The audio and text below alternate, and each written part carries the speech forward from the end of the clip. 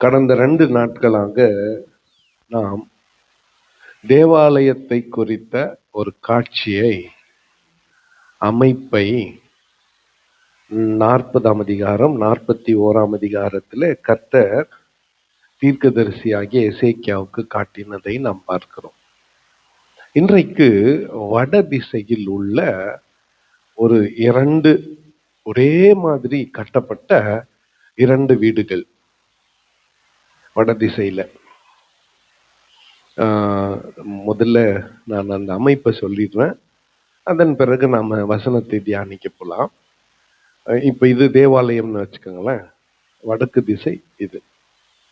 இதுக்கு பின்னால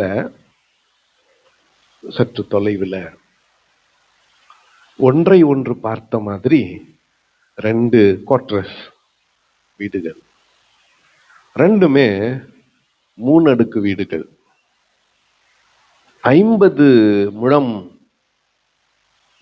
நீளம் கொண்ட 50 முழம் அகலம் கொண்ட 2 வீடுகள். ஒரே மாதிரி 2 இருக்கும். 2 வீடுகள் அறைகளாக இருக்கும். Ground floor, first floor, second floor. பிரகாரத்துல நேற்று பார்த்தோமே தூண்கள் இருந்துச்சுல்ல, அந்த மாதிரி இதுக்கு என்ன கிடையாது, தூண்கள் கிடையாது. இது டைரக்டா கட்டின வீடுகள், டெக் ஹவுசஸ். இந்த வீடுகள் பரிசுத்த வேலையை செய்கிற ஆசாரியர்கள் பயன்படுத்துகிற வீடுகள். அதுவும் டியூட்டி பார்க்கிற ஆசாரியர்கள், லேவியர்கள். அது என்ன டியூட்டி பார்க்கிற லேவியர்கள்? உதாரணத்துக்கு இப்ப உங்க 10 பாஸ்டங்க இருக்கிறாங்க வச்சுக்கலாமே. 10 பாஸ்டங்க உட்காந்துக்கிறாங்க, நான் ஒரு ஆள் டியூட்டி பார்த்துன்னுக்கிறேன். இப்ப புரியுதா? நான் ஒரு ஆள் தான் பார்த்துன்னுக்கிறேன், டியூட்டி பார்த்துன்னுக்கிறேன். அப்படின்னா ஆசாரிய பணியில ஒரு மாசத்துக்கு இத்தனை லேவியர்கள் டியூட்டி பார்ப்பாங்க. ஒரு மாசத்துக்கு ஒருத்தர், அதுக்கு ஒரு பிரதான ஆசாரியன். ஒரு மாசத்துக்கு, அடுத்த மாசத்துக்கு இன்னொரு குரூப்பு அவங்க, 3வது மாசம் இன்னொரு குரூப்பு, 4வது மாசம் இன்னொரு குரூப்புன்னு வருஷம் முழுவதும் குழுவா தேவாலயத்தின் பணியை செய்வார்கள். அப்போ அந்த வருஷம் சீட்டு போட்டு ஒருத்தரை பிரதான ஆசாரியனாய் தெரிந்து கொள்வார்கள். அந்த பிரதான ஆசாரியன் தான் பாவ நிவிர்த்தி செய்கிற நாளன்று தன்னுடைய பாவத்திற்காக காளையனுடைய ரத்தத்தையும், சமஸ்த இஸ்ரவேலின் பாவத்துக்காக ஆட்டுக்கடாவனுடைய ரத்தத்தையும் கொண்டு போய் கிருபாசனத்திலே தெளித்து அந்த ஆட்டுக்கான பாவத்தை நிவர்த்தி செய்வான். அட்டோன் பண்ணுவான். அட்டோன்மெண்ட் அதுக்கு பேரு, நிவர்த்தி. நீங்கள் இல்ல, நிவர்த்தி. இதுக்கு ரொம்ப வித்தியாசம். இயேசுதான் சிலுவையில பாவத்தை நீங்க செய்தார். மன்னிப்பு காம்பனன்ட் அதுல சிலுவையில. அது நம்ம இன்னும் நாட்கள் நெருங்க அதை குறித்து தியானிக்க போறோம். ஆனா இன்னைக்கு இப்ப இந்த பரிசுத்த தேவாலயத்தின் டியூட்டி பார்க்கிற யூனிஃபார்ம் போட்டுன்னு இருப்பாங்கல்ல, அதை போட்டுன்னு அப்படியே பிரகாரத்துக்கு வந்துடக்கூடாது. பிரகாரத்துக்கு வந்தா பொதுமக்கள் என்ன பண்ணிடுவாங்க, தொற்றுவாங்க. டெய்லி தேவாலயத்துல பலி செலுத்தப்படும். நம்ம ஞாயிற்றுக்கிழமை ஒரு நாள் கோயிலுக்கு வர்றதுக்கு கஷ்டப்படுறோம். 2 hour வந்துட்டு போறதுக்குள்ளலாம் ஒரு கால் hour எக்ஸ்ட்ரா எதனா ஆயிடுச்சுன்னு வச்சுக்கோங்களேன். இது எனக்கு ரொம்ப உற்சாகம் ஆயிட்டு ஒரு 1/4 hour எக்ஸ்ட்ரா பிரசங்கம் பண்ணிட்டா, போறப்ப புலம்பின்னு போறீங்க பாரு, வர்றப்ப யாரும் புலம்புறது இல்ல. ஆனா போறப்ப மட்டும் இன்னைக்கு இன்னும் லேட்டு பத்தியா, கறி வாங்குற இடத்துல ரொம்ப கியூ ஆயிடுச்சு, புலம்பின்னு போறோம். ஆனா தினந்தோறும் தேவாலயத்துல திறந்திருக்கும், தினந்தோறும் தேவாலயத்துல பலிகள் செலுத்தப்படும், தினந்தோறும் தேவாலயத்துல ஜனங்க காணிக்கை செலுத்த வருவார்கள், பலி செலுத்த வருவார்கள். தினந்தோறும் வேலை நடக்கும். சலிக்காம ஆசாரியர்கள் வேலை செய்வார்கள். சொல்ல போனா ஒரு பலிபிடம் இருக்கும், இந்த பலிபீடத்தின் மேல நெருப்பு மூடப்பட்டிருக்கும். மழை வந்தாலும் சரி, பனி வந்தாலும் சரி, காத்தடிச்சாலும் சரி, அந்த நெருப்பு அணையவே கூடாது. ஜோன்னு மழை பெய்யும், இவன் கொடை பிடிச்சி நின்னுக்கணும். எதுக்கு? நெருப்புக்கு. யாருன்னா நிப்பாங்களா? தலை எழுத்து நிக்கணும். காத்து ஜோரா அடிக்கும், அடிச்ச உடனே அந்த நெருப்பெல்லாம் பறந்து போகும். போகாத பிடிக்குப்பாங்க. நின்று என்ன பண்ணணும்? அந்த பரிசுத்த சாம்பல் எல்லா இடத்துலயும் போய் விழுந்து மக்கள் கால் அடிப்படாதபடி அத மறைச்சு நிக்கணும். யோசித்து பாருங்க, பலிபீடத்தை சுற்றி லேவியர்கள் தங்களுடைய அங்கிகளை போட்டு மறைச்சு நிக்கிற ஒரு சும்மா கற்பனை பண்ணி பாருங்க. தூண்ல விளக்கேத்தணும், ராத்திரி முழுக்க அது எரிஞ்சு நிக்கணும்.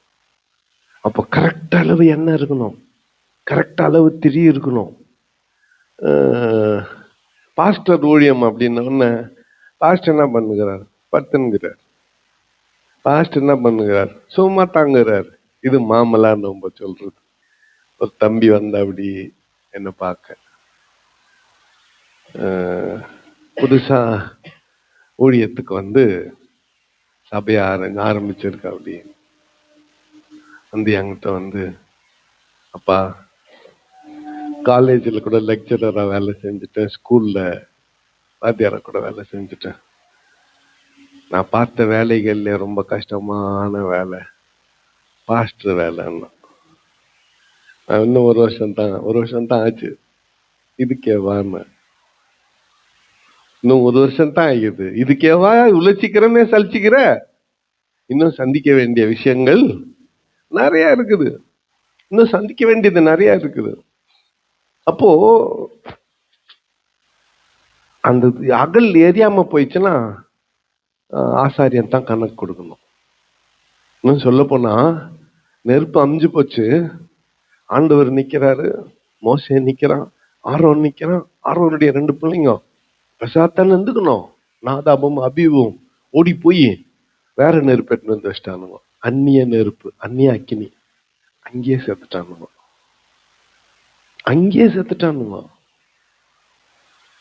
ஸோ பாஸ்டரல் மினிஸ்ட்ரி, பாஸ்டர் ஊழியம், லேவியர் லிவைட் அல்லது ஆசாரிய ஊழியம் அவ்வளவு ஆபத்தானது, கடினமானது. அதை செய்யறதுக்கு அவங்க பொது மக்களை கூட தொடக்கூடாது. அந்த ட்ரெஸ்ஸை போட்டுனுக்கிறப்போ இந்த பொது வழியா வந்துட்டா நீங்க என்ன பண்ணுவீங்க? ஐயா எனக்கு ஒரு ஜாம் பண்ணுன்னு வந்து முட்டி போட்டுக்குவீங்க. உங்களை விட்டுட்டு இப்படி மூஞ்சி திருப்பின்னு போக முடியாது. போனா எப்போ ஒரு முறை எட்டி பாக்குறவங்க திரும்பி எட்டி கூட பார்க்க மாட்டீங்க இல்லையா? நான் ஜெபம் பண்ண வந்தா அவரு மூஞ்சி குத்தே பேசல அப்படின்னுவீங்க. இப்ப தொட்டதும் பரிசுத்தம் போயிடும். இப்போ உங்களுக்கு ஊழியம் செய்யறதா, ஆண்டவருக்கு ஊழியம் செய்யறதா? ஆண்டவர் பார்த்தாரு, தனி வழி வச்சுட்டாரு. இந்த வழியா வந்தா தானே பொதுமக்கள் தொட்டு ஆசாரியன் கிட்ட ஜெபம் பண்ணுன்னு கேட்பாங்க. தனியா கோட்ரஸ் வச்சிட்டாரு, அங்க நடைபாதை. அங்கிருந்து வந்து ஆண்டவருக்கு பலி செலுத்திட்டு திரும்பி போய் தங்க ஆசாரிய வஸ்திரத்தை கட்டி போட்டு ஏபோத்தை தரித்து கொண்டு அதுல சாதாரண ஒயிட் அண்ட் ஒயிட் போட்டுன்னு இப்படி வந்ததும் ஜனங்க இருப்பாங்க. அப்ப ஜனங்களை என்ன பண்ணலாம்? ஆசீர்வதிக்கலாம். இப்படி ஆண்டவர் என்ன பண்ணாரு? இந்த இடத்துல மாத்தினாரு. அதுல 2 வசனம் வாசிக்கலாம். 13ஆம் 14ஆம் வசனங்கள். அவர் என்னை நோக்கி, பிரத்யேகமான இடத்திற்கு முன் இருக்கிற வடபுறமான அறை வீடுகளும் தென்புறமான அறை வீடுகளும், அந்த வீடுகள் பரிசுத்த அறை வீடுகளாயிருந்தது. கர்த்தரிடத்தில் சேருகிற ஆசாரியர் அங்கே மகா பரிசுத்தமானதையும் போஜன பலியையும் பாவ நிவாரண பலியையும் குற்ற நிவாரண பலியையும் அந்த வீட்டில் வைப்பார்கள். அந்த வீடு, அந்த ஸ்தலம் பரிசுத்தமாயிருக்கிறது. ஆசாரியர் உட்பிரவேசிக்கும் போது பரிசுத்த ஸ்தலத்திலிருந்து வெளி பிரகாரத்துக்கு வராததற்கு முன்னே அங்கே தாங்கள் ஆராதனை செய்து உடுத்தி இருந்த வஸ்திரங்களை கழட்டி வைப்பார்கள். அவர்கள் அணிந்து கொண்டிருக்கிற அந்த வஸ்திரங்கள் பரிசுத்தமானவைகள். வேறே வஸ்திரங்களை உடுத்தி கொண்டு ஜனத்தின் பிரகாரத்திலே போவார்கள் என்றார். கைத்தட்டி ஆண்டவருக்கு ஒரு ஜோர கைத்தட்டுங்க. கொஞ்சம் அப்படியே காலி பாதி தூக்கத்துல எழுந்துச்சு வந்தேன் இல்லையா, சும்மா லைட்டா இருக்குது. கை தட்டினோன்னா கொஞ்சம் ஒரு அடுத்த 10 நிமிஷம் தெளிவாயிடுவோம். அதுக்கு தான் கவனிங்க. தேவாலயத்தினுடைய வட திசையில நம்ம ஸ்கூல் நினைச்சுக்கோங்க. இந்த பக்கம் இருக்கிற மாதிரி அந்த பக்கம் ஒரு மூஞ்ச ஒரு பார்த்த மாதிரி வீடுகள், 3 அடுக்கு, தூண் கிடையாது. உள்ள படிகள்ல கீழே இறங்கி வரணும். அங்க யாருமே அலௌடு இல்லை, வெறும் ஆசாரியர்கள். அங்க என்னென்ன வைக்குவாங்க? ஜனங்க செலுத்துற பலிகள். எவ்வகையான பலிகள்? போஜன பலிகள், பாவ நிவாரண பலிகள், குற்ற நிவாரண பலிகளை வைப்பார்கள். அந்த இடம் எப்படிப்பட்டது? சத்தமா? ரோமன் கத்தோலிக்க சபைக்கு போனீங்கன்னா நற்கருணைய வைக்கிற ஒரு பாக்ஸ் இருக்கும், சுத்தமா இருக்கும், வெள்ளை ஸ்கிரீன் போட்டுக்கும். ஆல்டர் பாய்ஸ் கூட அதுல போய் கை வைக்க கூடாது. Alter boys alter boys father போனா முன்னால 4 பேர் வருவாங்களே, அவங்க கூட கை வைக்க கூடாது. வெறும் ஃபாதர் தான் போயிட்டு அதை வணங்கிட்டு அதை திறந்து அது உள்ள இருந்து என்ன தடுப்பாரு. சரி, ஃபாதர் ரூம் எங்க இருக்கும்னு கேட்டீங்கன்னா, இது பலிபிடம்னு சொன்னா அந்த பக்கமும் வாசல் இருக்கும். அந்த வாசல் வழியா போனா அங்க என்ன இருக்கும்னாக்கா ஃபாதரோட ஜப அறை. ஃபாதர் வீடு அங்கெங்கயோ இருக்கும். உங்களுக்கு என்ன நீங்க முறைக்கிறது பார்த்தா இப்ப சர்ச் முடிஞ்சோன்னு வாங்க, எல்லாம் தானே இருக்கும், போய் மாதாக்கு ஒரு வணக்கம் போட்டு வரலாம் வாங்க. பார்க்காத மாதிரி நீங்க ஒன்றும் அந்த கோயிலுக்கு போறது இல்லை. நான் சும்மா கூடவா பார்க்கல, கிறிஸ்டியன் ஸ்கூல்ல கூடவா படிக்கல. அதான் அங்க ஃபாதர் ரூம் இருக்குல்ல, அந்த ரூமு எல்லாரும் போக முடியாது. அதிகப்படியா உபதேசியார் போவாரு. அதுவும் ஆராதனை நடக்கிறப்போ யாருமே போகக்கூடாது. அது செக்யூர்டு பிளேஸ். அங்கதான் அப்பம் இருக்கும், திராட்சரசம் இருக்கும். இப்போ இருக்கிற சபைக்கு அப்ப இருந்த நாட்களுக்கு போஜன பலி, பாவ நிவாரண பலி, குற்ற நிவாரண பலி. அது போக ஃபாதர் பார்த்தா உள்ள பேண்ட் போட்டு நிற்பாரு, அதுக்கு மேல கொஞ்சம் அழுக்கான ஒரு அங்கிய போட்டு நிற்பாரு. எப்பவுமே போட்டுன்னு சுத்துறது. அவர் வீட்டுல இருந்து அங்க வருவாரு, வந்துட்டு போட்டுன்னு இருந்த அந்த அங்கிய கழட்டி மாட்டிடுவாரு. இப்போ வேற ஒரு புது அங்கி போட்டுக்குவாரு. இதுல டிசைன் எல்லாம் போட்டிருக்கும், ஒரு கயிறு இருக்கும், அதை எடுத்து இடுப்புல கட்டிக்குவாரு. ரைட்டா? இப்போ இத போட்டுன்னு வந்து ஜனங்க முன்னால ஆராதனை நடத்துவார். ஆராதனை நடத்திட்டு அந்த ரூம் உள்ள போய் இவர் போட்டுன்னு இருந்த அந்த அங்கிய கழட்டி மாட்டிட்டு வீட்டுல இருந்து போட்டுன்னு வந்தா இருப்பாரு, அத்தை போட்டுன்னு இந்த வாசல் வழியா அப்படி வருவாரு, சைட் டோர் வழியா. இப்போ ஜனங்க கிட்ட என்ன பண்ணுவாரு? ஜெபம் பண்ணுவாங்க, ஜனங்களுக்கு ஜெபம் பண்ணுவாரு. இது இங்கிருந்து அவர்கள் எடுத்த அமைப்பு.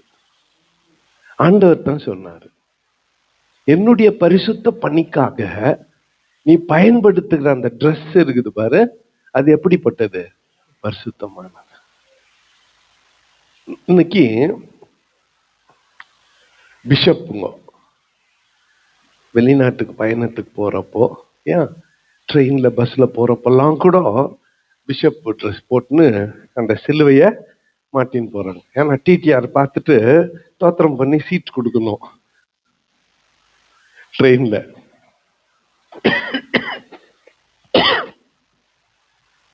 சிலதெல்லாம் வெறும் இங்க மட்டும் பயன்படுத்துறதுக்காக ஆண்டவர் கொடுத்துருக்கல ஸ்லாக்கியம். அதை வச்சுன்னு நான் சுய ஆதாயத்துக்காக வெளியில அதை காட்டிக்க கூடாது. சுய ஆதாயத்துக்காக, உதாரணத்துக்கு நீங்கெல்லாம் சேர்ந்து எனக்கு ஒரு ட்ரெஸ் கோட் ஃபிட் பண்றீங்கன்னு வச்சுக்கோங்களேன். எப்பவுமே ஐயா வெள்ளை ஜுபா போட்டுன்னு வெள்ளை பேண்ட் போட்டுக்கணும், இல்லை ஒயிட் அண்ட் இது கோட் சூட் போட்டுக்கணும்னு நீங்கெல்லாம் ஒரு முடிவு பண்ணி இனிமேல் நீ எங்க போனாலும் வந்தாலும் கோட் சூட் போட்டுக்கணும்னு சொல்லிட்டீங்கன்னு வச்சுக்கோங்களேன். கறிக்கடைக்கு போறேன்,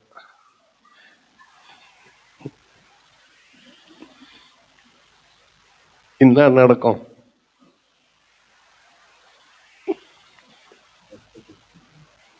அங்கிருந்து காலையில 7த்துக்கு காய் வாங்க போறேன், என்ன நடக்கும்? யோசித்து பாருங்களேன். அப்போ என்னத்தான் ரெவரண்டா இருந்தாலும், என்னத்தான் பெரிய ஐயரா இருந்தாலும், ஃபாதரா இருந்தாலும், இங்க மேடையில நிக்கிற வரலாம் தான் அது. அது முடிஞ்ச பிறகு அதெல்லாம் கைட்டி வச்சுட்டு ஆளானப்பட்ட தாவீதே பச்சை பால்ட்ட பாவம் செஞ்சுட்டதும் ராஜா வஸ்திரத்தெல்லாம் கழட்டி அப்படி வச்சுட்டு வேலைக்காரன் துணியை போடணும் வாசல்ல நின்னுதான். நம்ம ஏமாத்திரம், பிரைட். ஆமா, சில ஸ்லாக்கியங்களை ஆண்டவர் ஊழியத்துக்காக குத்துக்கிறாரு. ஊழியத்துக்காக சில செல்வாக்குகளை ஆண்டவர் எனக்கு குத்துக்கிறாரு. 80 வயசு பிரகாரம் 2 கையெழுத்து தோத்துறோன்றாங்க. அடி வயிற்றுல அப்படியே பத்திக்குது. ஒரு நாளும் நான் அப்படின்னு நினைச்சதே இல்லை. உள் மனசு அப்படியே பிடிக்கும்.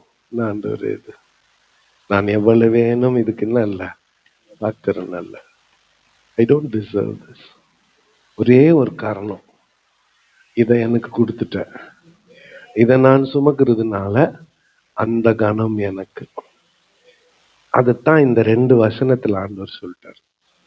இப்படித்தான் அவங்க பரிசுத்தமானதை பரிசுத்தமான இடத்துல வச்சு பாவிக்க வேண்டும்.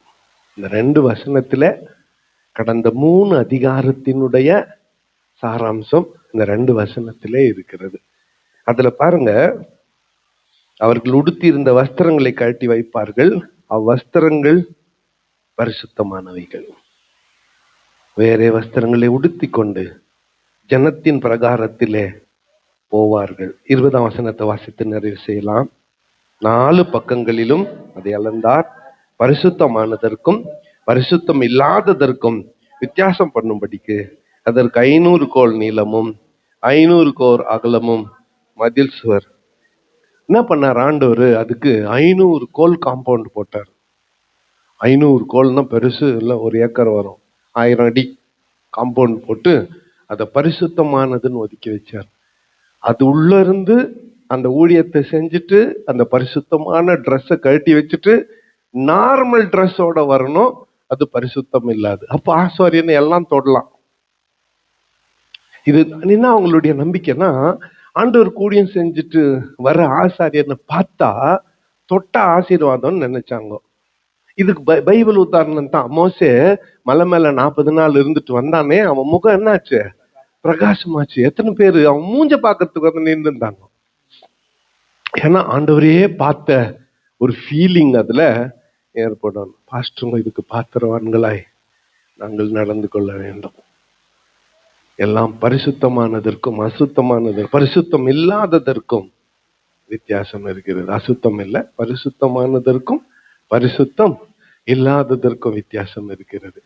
அப்போ நம்ம கூட நம்ம வாழ்க்கையில எப்ப நாம ஜப வேளையில ஆண்டவருடைய சமூகத்துக்கு போறோமோ அது பரிசுத்தமான நேரம்.